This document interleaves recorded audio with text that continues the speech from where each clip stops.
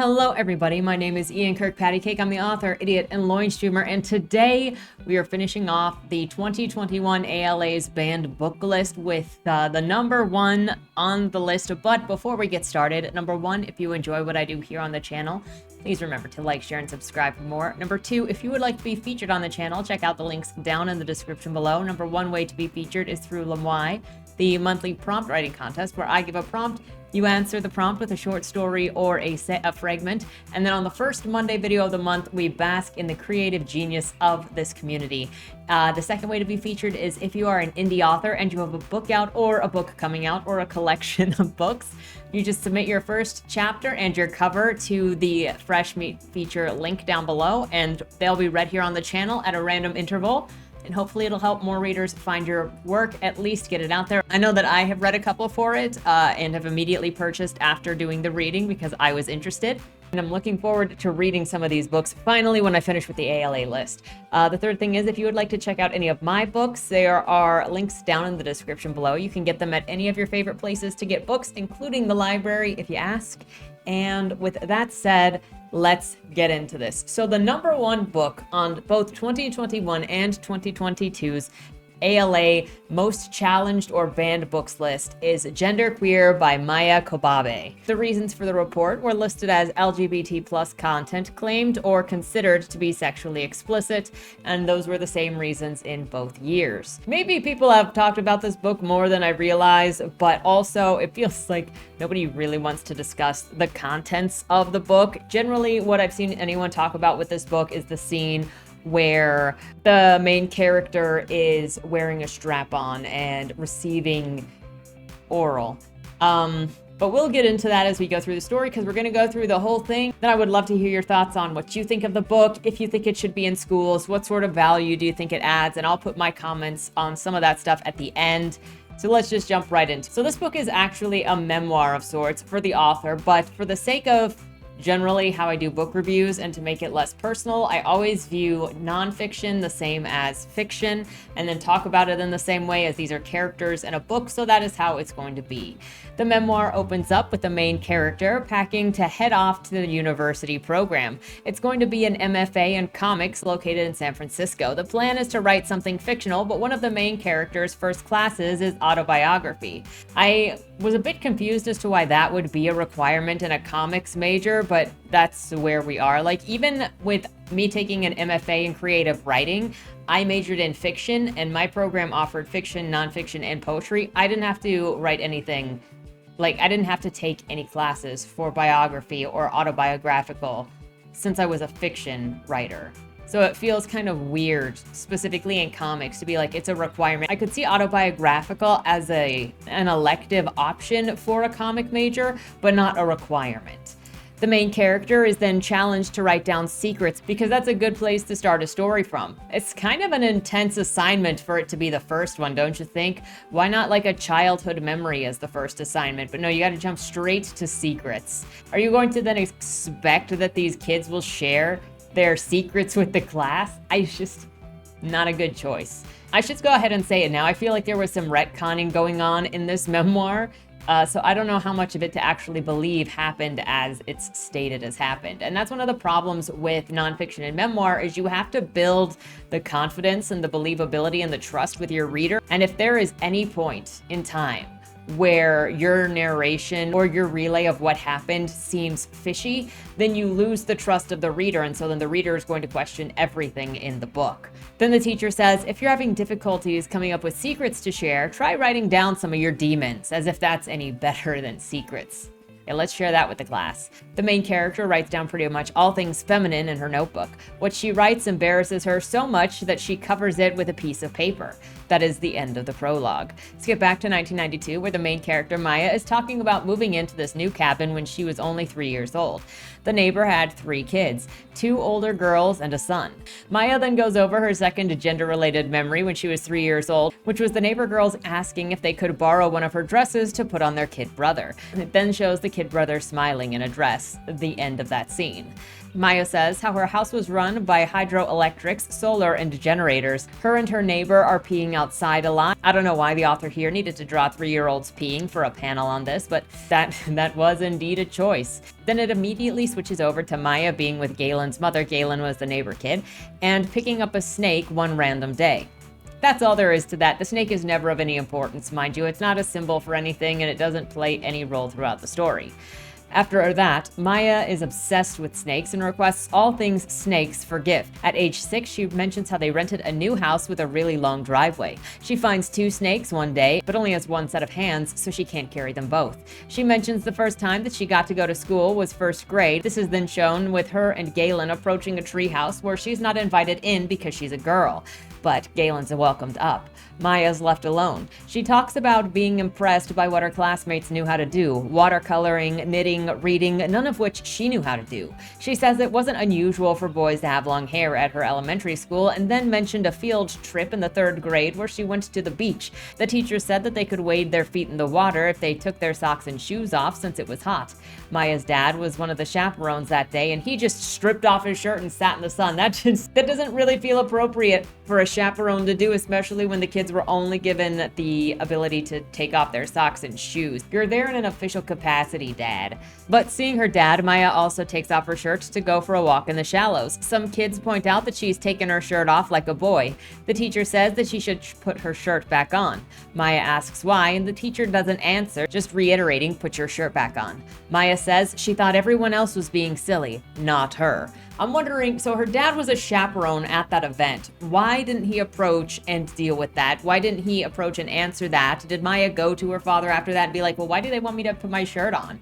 Because you're not wearing a shirt. Like, you would think that her father, and I assume that her father did approach or did say something in real life, but that was not included in this book. Like, that's one of the things that makes this book not trustworthy to me, is that the way that it clips things in order to be biased. But like, why even mention that your dad is there if your dad being there is not going to make a difference? All it did was inspire you to take your shirt off, but then your dad is not being a good chaperone, and he's not even being your father when you get reprimanded by your teacher. Then we've got some weird infographic on Maia's parents, and it says that they weren't interested in enforcing gender roles. I guess I didn't think anything about them was supposed to imply gender roles about something. It's just a weird way to say to me. And what it really shows is neither of Maia's parents prepared her for the expectations of how to be social with other kids. From the inability to read and know what watercolor is, it looks kind of like neglect to me. In the 5th grade, Maia's at a birthday party in a hot tub. An attractive girl lifts her hairless legs out of the water. When Maia copies her, she gets embarrassed seeing that she has hair,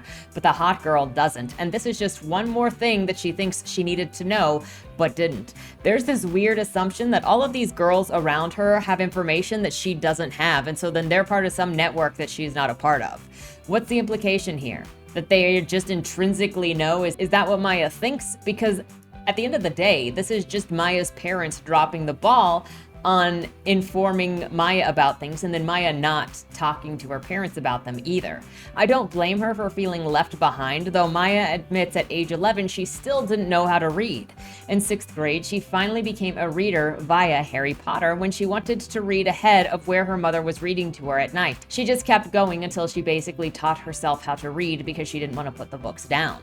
She mentioned her favorite character as a kid was Elena the Lioness, belonging to Tamora Pierce's book series. This is around the time that she started her period, and she's quoted in reading when Elena asked how long she'd have to put up with having a period, and eventually answered, "I didn't ask to be born a girl. It's not fair."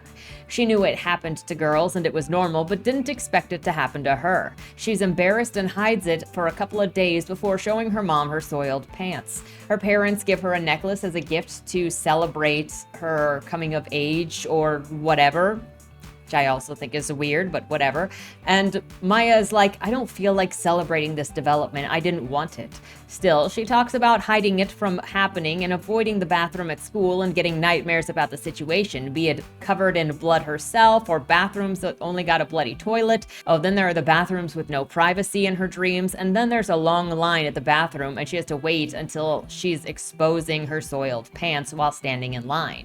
In the 7th grade, she mentions getting her first sports bra, and she likes that it flattens her chest but hates that she even has to wear one. She dreams of getting breast cancer as an excuse to have her breasts taken off. Meanwhile, she's also jealous that the boys don't seem to suffer from puberty yet at all. We're introduced to the fact that her mother never shaved her legs because her hair is so light and didn't bother with it. Maya's aunt tells her that she should avoid shading her legs if she can because the hair will grow back thicker, but Maya's hair is already dark, so she feels like she needs to shave or just hide her legs. She goes with hiding her legs in pants for 10 years. She wishes that she had a gender-neutral name and tries to get one to stick, but it doesn't. Which I'm not entirely sure how that works, because all you have to do is introduce yourself as whatever you want, and that's what people are going to call you. And then she goes through her list of crushes growing up, which include the neighbor boy Galen, some tomboy at school, a super hottie cocky boy later, and then in 8th grade a girl with a Lord of the Rings shirt. She tells her friends one day about her crush, and they say that it's totally normal for girls to have crushes on girls, and it's probably just a phase. Then she gets another crush on a tomboy, and Maya's friends try to warn her that that girl is no good, but Maya dismisses everything as gossip and rumors, and it's just because the friends don't like this new chick. 8th grade, Maya spent being homeschooled and then went back to school for high school. Soon after starting school, David, the openly gay kid in school, comes in to announce that he's starting a queer-straight alliance. He invites everybody in class and tells them when they're going to meet. Later, she sits with her friends before finally getting the courage to go to the queer-straight alliance. Now, this is one of the other things that really stood out to me and makes me go, okay, so this book is retcon, because she was 3 years old in 1992. Queer wasn't really being used as a catch-all for that community in the mid 2000s is what this is. So this is retcon from being a gay straight alliance to a queer straight alliance, because queer is a more politically correct term socially in certain circles. But that's not what was commonly being used in schools 15 years ago. Please let me know if your experiences were different down in the comments below. But this is one of the things that you risk when you are writing memoir or nonfiction, is if you change things that are even this small, then you're telling me that you can change details and you're willing to change details for whatever reason, so then I can't trust what you tell me. Anyway, so Maya is sitting with her friends at lunchtime until someday, one day, she finally gets the courage to go to the Gay Straight Alliance meeting. She feels like she fits in here, and she's glad that she went. Also, the majority of the Queer Straight Alliance is girls, and also girls from her class especially. Eventually, Maya's best friend starts going to the meetings, and the club turns into a Lord of the Rings / club, where they discuss for hours which of the Lord of the Rings actors are probably gay. One day, Maya's pulled over by the guidance counselor to ask if she wears deodorant, because some people have noticed that she's smelling pretty ripe. He says that she should wear some. She asks her mom for any kind of deodorant because she's embarrassed, and so she just kind of like, Mom, I got talked to today, can you? And so obviously her mom agrees to go and get her deodorant, and what she gets makes her skin flake and hurt because she's allergic. But she keeps using it for a while because she's too embarrassed to say anything. Then her mom eventually finds a different deodorant that works for her skin, so there's no problem. She then says she didn't ask about who complained about her BO because she didn't want to know. Maya's eavesdropping now on her crush and hears that she likes David Bowie, so she goes home and finds a David Bowie tape and is in love with the music. There's a little bit more narcissism present here. She says that this music is mine. Maybe that's taking this a little too literally, when it's more like, this is my jam. And I'll admit enough that I think that I'm kind of worn out on the language that keeps popping up in these books that is claiming like, I need to be in this book, I need to see myself in this thing, this is mine, even though I didn't contribute anything to it. You can't claim accomplishments of others, just like you can't blame other people for things they didn't do, at least not righteously or correctly. So I might be tainted after having read so many ALA books that specifically do that. Backtrack now to when Maya was age 11 or 12 and talking about the first time that she fantasized about having a penis. She holds grass to her crotch and lets go of it, and her penis just disappears into the world. This turns into her saying that her standard method of masturbation for years was putting a sock in her pants and rubbing up against it, imagining herself having gay male sex. She even ejaculated while driving, imagining herself receiving a blowjob. I just gotta say, you should not be fingering yourself while you're driving. Maya mentions finally becoming old enough that she's not embarrassed to talk about sex stuff with her sister. I don't know what age this is, because I would never talk about sex stuff with my sister, but maybe that's just a different sort of closeness that you have with your sibling. The sister is like, you've really never put a finger inside of yourself and tasted your juices? And Maya's like, no. And so her sister is like, you should try it. She also says that she got bored of masturbation and stopped doing it after about 6 months. She says that she's always been attracted to androgyny, but wasn't sure how to classify her relationships. She sexually fantasizes about gay boys, but has deeper emotional connections with women. This seems pretty normal to me for teen girls. A lot of teen girls like the gay sex comics, and they're still going to connect emotionally better with women because females have a different sort of way of relating to one another. But because this is her experience, Maia imagines that there is something wrong with her, and at some point, she thought that she was half a soul looking for the other half. The summer before high school, she learns about the word transgender. Maia goes through questioning if she's a boy, but her journal entry she shares says that she just wants to be herself. This again just sounds like a normal pressure as a teenager about finding your identity and yourself. She starts reading more books over the summer and creates a huge book list that she eventually gets through, which is when she discovers gay manga, and she is lit up. She says she only learned about straight sex at school and it scared her. For her 16th birthday, she asks to go to a salon for a haircut since it's so long and she's never been to one. She wants it short but is too afraid to ask, so after the stylist gives her not exactly what she wants because she didn't communicate, she goes home and asks her mom to give her a more boyish hairstyle, and so then her mom does that. In 10th grade, she gets into theater where she discovers Oscar Wilde, and while looking over copies of his biography, the only thing that she can think is which one looks the gayest. That's how she's gonna pick, is which cover does Oscar Wilde look the gayest on. Not tokenizing him at all, are we? Randomly, some guy she knows calls and asks her out on a date. He's leaving for a year after this, so she just says yes to make him happy because, like, why not? He's gonna go away soon. He immediately then calls her his girlfriend, and she freaks out. Maia calls him back to cancel the date because she's never wanted to be anyone's girlfriend. Later, she's with a friend and she rants about how she hates everything about being a girl, and she feels this pressure that she has to like boys and make up and shave her body, and it's just not something that she wants to do. Maia details her journey through ages 13 and 17, where she tries on every sexuality label there seems to be at the time before coming out to her parents. As if kids aren't discovering themselves during the ages of 13 and 17. At high school graduation, she is then the only girl who is wearing pants. Now we introduce character profile with a meet the art student meme. She joined a theater in college and got cast in male roles often because the student body was so small. This is where she first started wearing ace bandages. She also looked around the cafeteria thinking the love of her life might be there because college is where her parents met, so she's made her expectations for life the same as her parents. Maia gets a job at the school library and comes out as bi to her coworkers. Shortly after that, another girl shows up at the library acting kinda weird and might have a crush on Maia. Her coworkers bring that girl back at the end of the semester, and the two of them are introduced with this girl admitting that she has feelings and would like to maybe possibly see Maia. Maia gets a bit awkward and runs away. Maia later looks for the person on Facebook because she feels so bad about the way that she left, and then sends her a message apologizing for both running away and for the awkward way that her friends introduced them. The girl's already saying that she thinks Maia is cute, and the pressure is on Maia now. She's thinking back about her parents' meeting. I should want this. I could probably make her fall in love with me easily. For her, it'd be real, but I'd just be practicing. I can't believe that this is how the main character of this book is really thinking of another person. She's an absolute psycho. She calls the girl's name is Autumn, and then asks what a relationship means to her, before ultimately deciding that she's not interested in a relationship because she doesn't want sex, and she gets everything else that she needs from having friends. And what she looks forward to with all of her friends is a lot of gay shipping, to the point that she calls it practically a prerequisite to being her friend. It's such a part of Maia's identity that she's shocked when she hears that anyone isn't into gay porn like she is. And then she says she actually takes it kind of personally when she hears her friend prefers lesbian porn over gay porn because she doesn't know how to assign feelings to body parts that she doesn't have.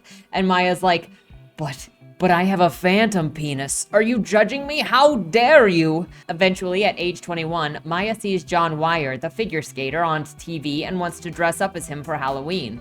She feels more sexy than ever before and thinks about how she wishes she was just born a boy so she didn't have to do this balancing act between boy things and girl things.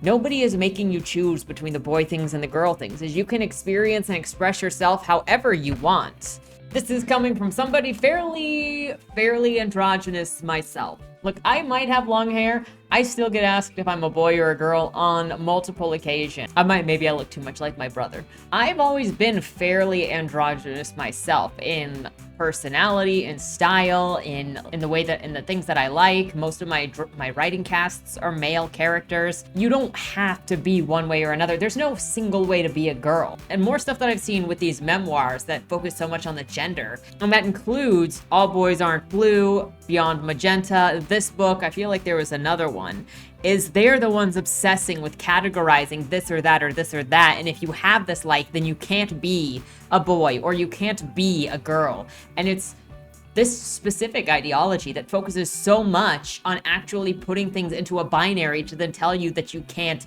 just be. And it's not other people. It's George telling himself that he can't jump rope because jump roping is for girls, but because he likes jump roping, then he's not a boy. It's nobody else is telling him that. He is telling himself that.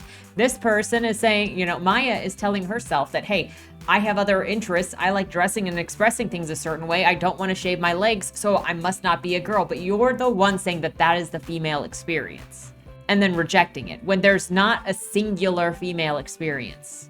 And that's the consistent that I see through some of these. Skip next to reality set in, and Maia's getting her first pap smear. She's told about the procedure, then asked if she has any questions. Maia considers asking the doctor why she gets turned on by gay sex, but decides not to ask that question. She experiences a lot of pain and distress from the procedure, and then sits in the car and cries for half an hour before staying in the parking lot, shaking and reading her book for the rest of the day.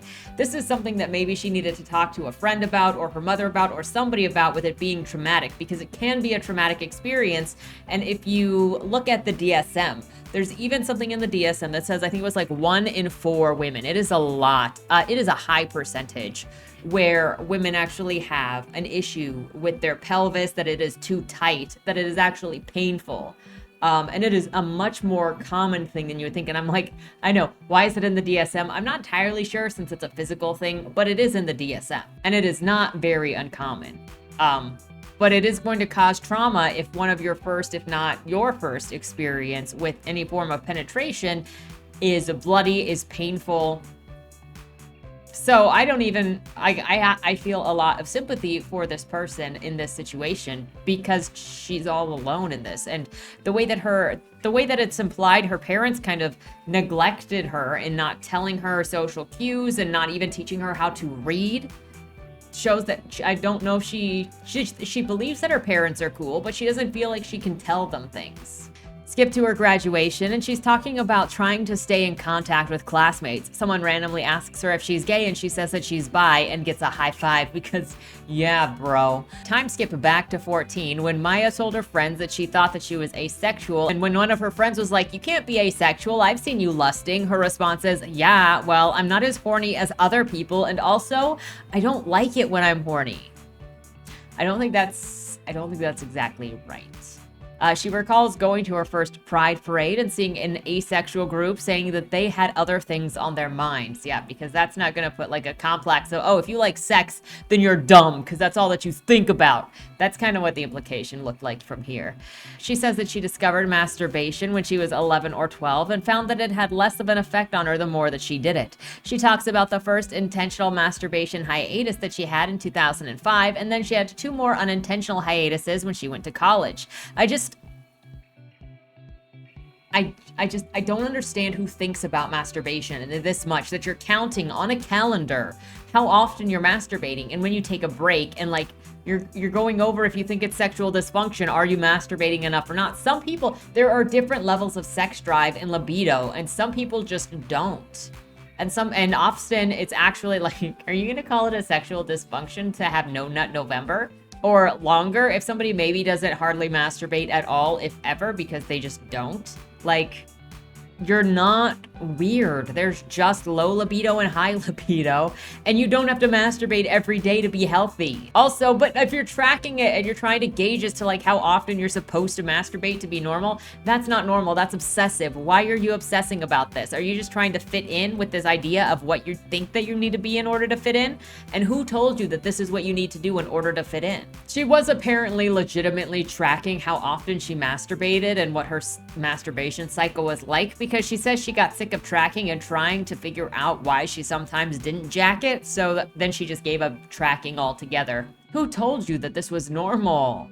In 2013, Maya then discovers the comic Oh Joy sex toy and the raving about having a great orgasm, so she wonders if she's missing out on something and should she get a sex toy to try it. Once she receives the vibrator in the mail, she jacks off to the idea of having a sex toy, tries the sex toy, doesn't like it, and then gives it to her sister. Show of hands, please, of how many of you would do this? You used a sex toy once and then didn't like it, so you gift it to your sibling. Am I the only one that thinks that's weird? This family is both very open and very not at the same time. After that moment in time, Maya's now remembering when Facebook first added the gender option, and it gave her so much anxiety when it came time to pick what she wanted.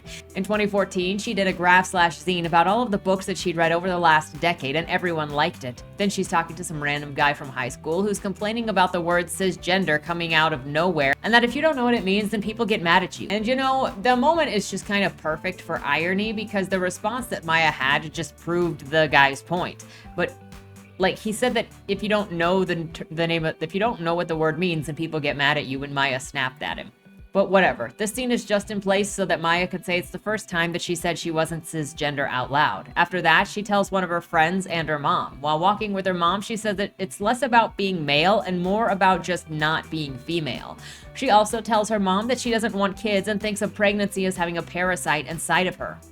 Her mother later clarifies that she's never thought of Maya as a parasite, and Maya's like, yeah, okay, mom, thanks, bye, later. Now we're skipping to her second year in grad school. She gets into One Direction, the band, has a lot of personal things happening to her that year, and even starts writing One Direction fanfiction like a madman. Hashtag, is this the after writer? But when it finally came time to write the characters kissing for the first time, she realized that she'd never kissed anybody and didn't know how to write it, so she'd have to call someone up for research. Sure, Jan. That's it. I'm pretty sure I haven't had to murder anybody in order to figure out how to stab somebody. For legal reasons, that's a joke. Maya then wants to go make a Tinder account, but she doesn't have a phone that's new enough to do it. She has to upgrade first. She asks her sister to help her at the phone store to upgrade, and then makes a Tinder account. She talks about the research she's done for writing fanfic so that you know for a fact she doesn't actually want kisses for herself. She's doing this strictly for her One Direction fanfic. And then it gets into how she met a woman on Tinder. The first date option sucked because they were kind of an alcoholic, they were late, they didn't have a car, that kind of thing. The second date option, though, was much better. The second date goes exceptionally well, and Maya kind of gets into an actual relationship with this chick, and they're having sex even when she didn't think that they would even go that far. Maya's being sexted at work and is super excited, but in the following panels where her strap-on is receiving a service from the other woman, she doesn't like it because she feels nothing from the oral, and she feels disassociated from her body and the experience. And she's then thinking about how she's kind of just done having sex, like there's no pleasure in it for her, so she breaks up with the chick. She talks about seeing pronouns on Tumblr for the first time in 2015. She talks about learning pronouns from classmates and teachers, and Maya meets her sister's transgender boyfriend. Then Maya's thinking about, does she want a relationship again? Not really, but she needs to experience it for her fanfic. Instead, she calls up her friend to just write the sex scenes for her, and then she'll post those, and she deletes the Tinder because she doesn't need it anymore because she's got somebody else writing the smut. Maya talks about wearing boy short undies for a while until she couldn't because her period came.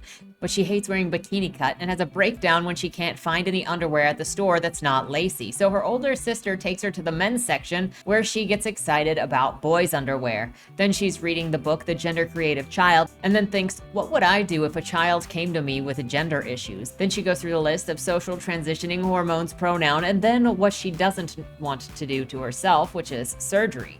She talks about another random person Maya met in 2003 who was a NaNoWriMo winner, but they lost touch and reconnected only in 2015.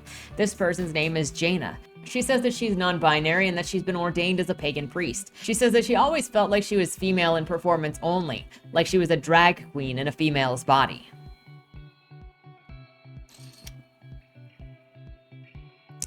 Maya asks Jaina what her pronouns are and then really likes Jaina's pronouns, so she kind of considers adopting them herself. Maya's like, you know what? I'd like to use those pronouns, but I don't want to inconvenience people. And Jaina's like, so you'd rather be uncomfortable all the time than inconvenience everyone? Care about yourself first for once. Move on to Maya playing a board game with her cousin and her aunt, and she tells them that she wants to go buy some new pronouns, and they all accept it. But her aunt is a little bit confused and says, I want to make you happy, but I also want to understand why you're making the decisions that you're making. And Maya says, what if I'm never able to explain why, but I can say that it makes me happy? Is that reason enough for you to just go with it? The auntie says, your happiness is important to me, but I've been having a hard time not seeing this trend of female to male trans and genderqueer young people as something other than a kind of misogyny, a deeply internalized hatred of women. Maya says, I don't know how to explain, that's not what this is.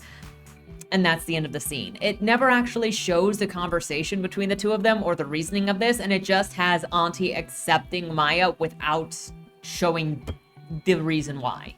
It's a great way to duck out of what has actually looked a lot like female hatred throughout the book, including stuff like it's just about not being female. Can you give us something? That's what a memoir is for. A memoir is to explain a perspective that is either unique or hard to understand, but there is nothing in here so far that brings light to anything that is unique. She's just an awkward female who had awkward time growing up, didn't really get along with her peers, didn't understand social situations, and was neglected by her parents, and also she liked gay porn. You finally get to something that is supposed to give you insight, she just skips over it. And it's kind of a big question that a lot of people have. After that scene, she rolls around in bed, worried that her aunt might be right, so she emails her friends her worries. The friend emails a book recommendation about the nerve biology development, and this puts Maya at ease that she just stops questioning it again. She's at a comic expo then, worried about putting on a pronoun pin because she doesn't want to bring that focus to herself, and she doesn't want to be imposing, but she doesn't want to be misgendered and uncomfortable either. She keeps mentally correcting people as they misgender her, but she's not saying anything the whole time. Then she's at the Comic-Con booth, and a helpful man keeps calling Maya and her friend ladies when helping them, and it's hurting Maya's feelings, but she won't say anything yet again, so Maya's friend tells her to write a comic about this situation so that next time she doesn't freeze up or have to explain it to anybody later. Skip to the winter of 2019. It's Christmas Eve and Maya's sister gives her a couple of binders. Then she's thinking about how back in high school her classmates were thinking of getting tattoos, and now at 28 she's thinking of getting top surgery. She receives an email from work using her preferred pronoun for the first time, and she's excited until randomly she gets a call that's saying that she's up for her next pap smear since it's been 5 years. She agrees to go in only because she's been sexually active, and so the recommendation there is if you've been sexually active, then get checked. So she goes in for the pap smear, and it's worse than the first time. She's anxious, in pain, and ends up bleeding. She leaves with a prescription for painkillers, anxiety meds, and leaves a bloody speculum on the counter. Later, she returns for another appointment, medicated, and it's completed. Then she goes home and sleeps off the pain and sickness brought on by the appointment. Now skip backwards to the... What is this timeline? We're skipping back again to the spring of 2017, and Maya's at a Pride March in California. She insults herself for dressing in normal clothing rather than being flashy, and she contemplates what she can buy that'll make her look flashier and not like a teenage boy. She calls her ideal look high fantasy gay wizard prince and goes looking for just the right clothing to make the look. After she's created a flashy look, she's feeling good about herself. Maya's sister has a baby, and she says that she's happy to have Maya in her family and thanks her for the email about the pronouns so that she can get those pronouns right. It is now the fall of 2017, and Maya is teaching comics to junior high kids at the local library. This only happens once a week and is sort of just a special thing that is available for kids to do to spend their time at. Maya considers introducing herself with her pronouns, but wonders if it's worth the time when it's such a complex and confusing issue, and she determines that it's just not worth the waste of time, considering she only gets 3 hours every week. Maya mentions a mother thanking her for inspiring her daughter and for being a woman teaching comics because there were no female role models when she was growing up. Maya thinks of correcting the lady, but stays quiet. She goes over how most of the kids she's teaching are girls between the ages of 11 and 14, which was when the author started getting confused about her gender identity. which is when the author started to be confused about her identity. Pretty normal when that's when most kids start struggling with that sort of thing, and what also makes them easier to manipulate. Maia wonders if any of these kids have ever even heard of the word non-binary or what a non-binary adult would be, and if her being quiet is doing a disservice to them if they need a non-binary role model. She calls herself a coward for failing to share her pronouns again, and she worries about parents filing complaints if she says anything, but she's sure that the school will defend her if the parents get mad. So next time, she is sure that she is absolutely going to come out with what she is to the kids, and that's the end. That is the memoir. What have we learned, folks? So now we're going to go over a couple of my notes that I wrote while I was reading, and they just didn't fit into the synopsis, or I just didn't want to mention them in the synopsis. Just like Flamer, this book was very, very jumpy. You might have noticed it with how the years were going like this as well. But scenes were maybe 1 to 3 pages, and you just got like a random, here's an infograph. It was much more like a journal than actually telling a sort of narrative of any kind, which made it a lot less effective at introducing you to Maia, her struggles, the journey of her anything, because you didn't actually get to sit with her. But then you've even got stuff like in those last couple of pages where it's 2017, 2019, 2017, and all you ever heard was about the pap smear, and it was just there to, again, do a very graphic image of a bloody speculum and how bad it went, but didn't actually do the follow through of, well, how did you cope with it afterwards? Have you gotten better afterwards? Did you lean on anybody afterwards? Has anybody helped you at all? In all of these situations, it just sort of snapshots. Here's the thing that happened, and then cuts it off before you can see how it plays out, or you can see her cope. And I don't think that's helpful in anything that has to do with a memoir, especially about traumatic events. It's like, and then I got hit by a car. And then I was at the beach. No, what? You need to tell us what happened. How did you heal from the car that almost kills you? So because there was no narrative story to tell, and there was no follow through, and there was no building arc, it didn't feel like there was a thesis to this. It didn't feel like there was any point it was really trying to make, other than just being like, I was kind of a weird kid and I wasn't really sure of myself, and I tried a bunch of different things and I never really felt comfortable, and I had some bad experiences, but none of them are to a bigger point of what this memoir wanted to say. And most memoirs, if not all memoirs, have a thesis, an idea of what it is they're trying to show or say, or a narrative, like a murder, somebody's real life that they're trying to express. But this didn't have that. So because it didn't really have any narrative, anything whatsoever, it feels more like it was done as a graphic novel in order to do shocking visuals than because it was poignant, or because it was more effective. Now, some people also just think more visually, and they can tell stories better more visually, and so that could be it. It also doesn't take the same sort of know-how with prose, and it obviously takes a lot less time to do something half in visuals, but I don't think that it helped this when there was no cohesive storyline. Based on what we know about her parents, I can't help but feel like Maia was neglected as a child. She didn't even know how to read until she was age 11 or 12, and she mostly taught herself how to read, from what it sounds like. And then she escaped to having online friends and a big online community because she didn't get along very well in school, since she didn't feel like she was very much like the other girls. It's funny because for a book that's a memoir that's supposed to be about identity, and it's supposed to be about realizing the identity and how you come to the identity, there is no actual exploration or reflecting or philosophy or thought on how the character came to the conclusion that they came to. Instead, it's just these are what the expectations of being a female are. I don't want those expectations. I don't want to shave my legs. I don't want to like boys, which was also kind of a weird combination between being attracted to gay sex, but also not wanting to be attracted to boys and not wanting to be forced to be attracted to boys. And it's even worse because you're actually prompted with a question for consideration, for exploration through the aunt saying, are you sure this isn't just some sort of internalized misogyny where you hate yourself? And that is completely glossed over. So we don't even get an answer to that, which leads me to actually believe there's a level of self-hatred, of woman hatred built into this narrative, because it's not even about being male. It's just about being not female. But we don't get that exploration of why are you here? And in part, you might be able to infer she's had negative experiences with the biology of of growing up. She's had negative experiences with socializing, both with men and women, because as a child, she wasn't allowed to continue playing with her friend who was a boy because the boys said she was gross.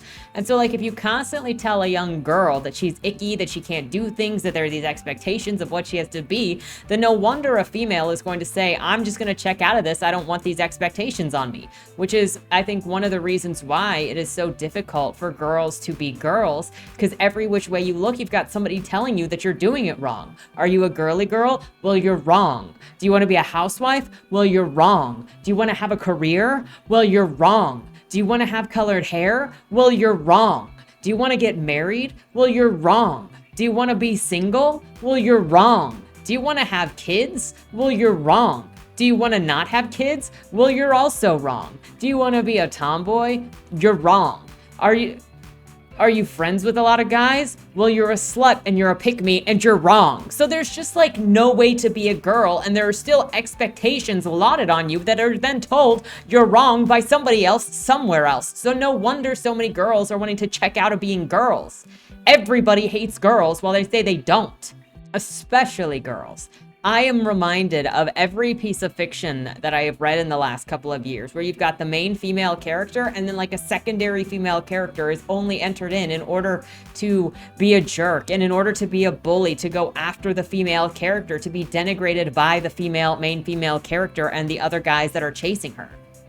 Hi, Clara. It happens a lot where it's like you are the only girl and every other girl sucks. So why would most girls not try to, one, elevate themselves to be above all the other girls because they've been told if you're not the girl, then you're bad, and that every other girl is gonna suck.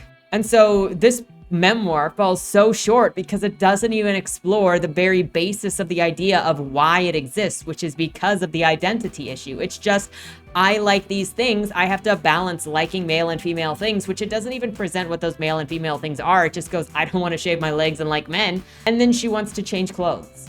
Like, that's it. And she has issues with going through puberty, which is also not unique, but that just also means that she never dealt with or had the help that she needed to go through it, which is a common problem. A lot of people have that issue. And then there's also actual gender dysphoria, where you have the physical repulsion, but we don't even know what's going on here because the author didn't let herself be vulnerable enough to actually get into it. Instead, we spent a bunch of pages on a pronoun that nobody uses, and we didn't get to the actual basis of what is going on here. And that is why anybody reads a memoir, is to better understand the position. Nobody read Memories of a Geisha in order to just see somebody eat sushi. So like, you have to deliver or else it's pointless. But I also understand that these sorts of things, that memoirs in general, are so sensitive and so personal that I don't think most people can even do them.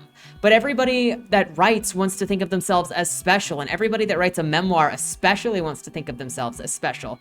But in order to justify a memoir, you have to let yourself be vulnerable, and that ends up giving people invaluable private information that most people don't want to share. And I think that's the case in this, just like it was the case in Beyond Magenta.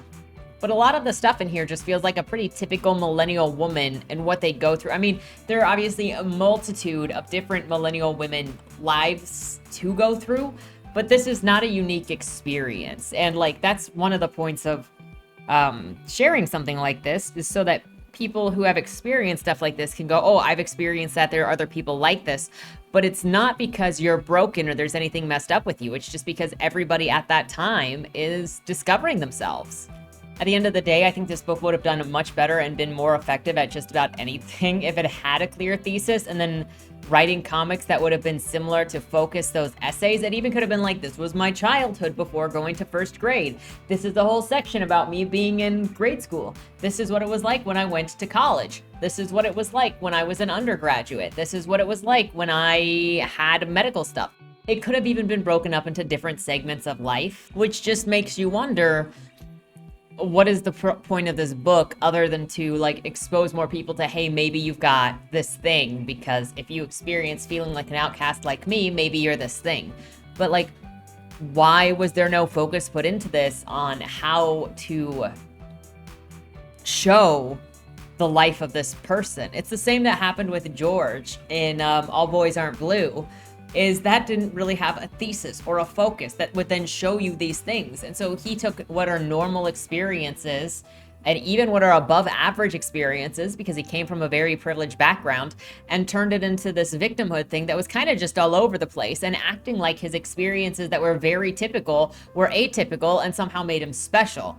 And so something that stood out to me in this was just how unassociated with others Maia was the whole way through. She saw other people as tools, or kind of they just got in the way constantly. Like if you look at the first guy that asked her on a date, he was just in the way, and so she was like, sure, I'll go out with you just to get rid of you. There was the other chick that confessed her affection for him, or there was the other chick that was like, I'm going to confess my affection, and then Maia was just like, I could practice having a relationship with this chick, but like, I'm not really interested in it. There was the whole Tinder thing where she only started dating because she wanted experience so that she could write it for her One Direction fanfic. So constantly throughout this book, she presents other people as either something that gets in the way or something that is just a tool for her to get some sort of other satisfaction from.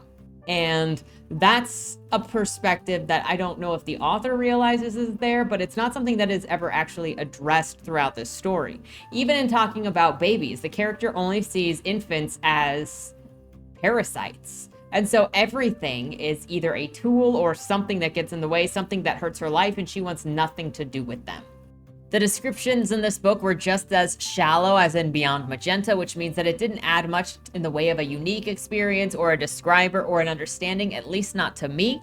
But that could also be with where my experiences lie, and so then I might be more familiar with this kind of thing. So then I was just like, there was nothing for me to get here. There's just nothing. So let me know what your thoughts are on this in the comments down below. Did you take anything away from this memoir? Did you learn anything? Will you read this book? Have you read this book? All that and more down in the comments below. I'm looking forward to your thoughts. With all that said, thank you so much for watching. Have a great weekend and don't die.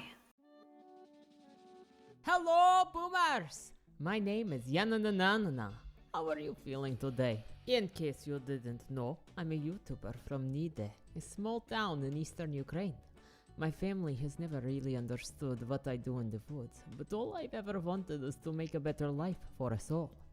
Papa always comes home from the mines dirty, angry, and tired. It's a necessary evil to do your job and be in a place that you don't want to be. But I've never wanted to spend my life doing exactly what was necessary of me. Everything changed for me when a couple of Americans appeared at my door. They said they wanted to sponsor my channel and handed me military-grade explosives. Can you believe it? Military-grade. The lights will be incredible going forward. With this help, my videos will be next level. I just hope they are as they say, and this isn't some kind of trick. I mean, what would there be to gain? Boris says people are simple. Everything comes down to money and power. And Alex tells me ignorance will not save me from trouble. I understand where they are coming from, but I do not like to think that way. There is more to life than a cruel of superficial goods, hatred, and destruction. Anyway, I do not like where this video is going, so I will see you on the explosives field. Boom, boom, boom. Salute.